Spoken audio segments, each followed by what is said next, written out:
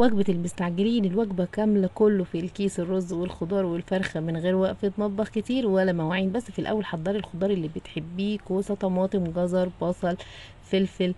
وفي الاول كده هاتي واحدة بصل، واحدة طماطم، 5 فصوص توم، والملح وفلفل اسود وحبهان ناعم وبابريكا وبهارات فراخ ومعلقتين خل، وفرميهم كويس في الكبة. وهاتي الفرخة اعملي فيها فتحات تحت الجلد وتبليها كويس قوي، وباقي التتبيلة سيبيها في الكبة هنحتاجها بعد شوية. بعد كده هنقطع الخضار شرايح بالحجم اللي تحبيه، وحضري كمان 15 فص توم معاكي. وبعد كده هتجيبي كوبايتين رز بسمتي تنقعيهم في المية نص ساعة.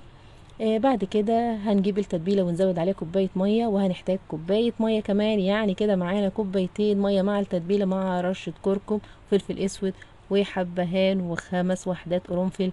وهنجيب الكيس الحراري اللي حجمه كبير، وهنرص البصل والبطاطس والكوسة والجزر والفلفل، وعليهم الثوم متقطع شرايح، وصفي الرز وحطيه في النص، ووزعي عليه كوبايتين المية المتبلين، وما تنسيش الملح، وحطي الفرخة على الوش ووزعي عليها معلقتين سمنة، واقفلي الكيس كويس، واعملي فتحة صغيرة في الجنب، ودخلي الصينية فرن سخن مظبوط على اعلى درجة، رفل في النص والنار من تحت بس. اول حاجة نص ساعة، بعد كده خلي النار 180 وسيبي الصينية ساعة كمان، وكلي احلى وجبة سهلة وسهلة.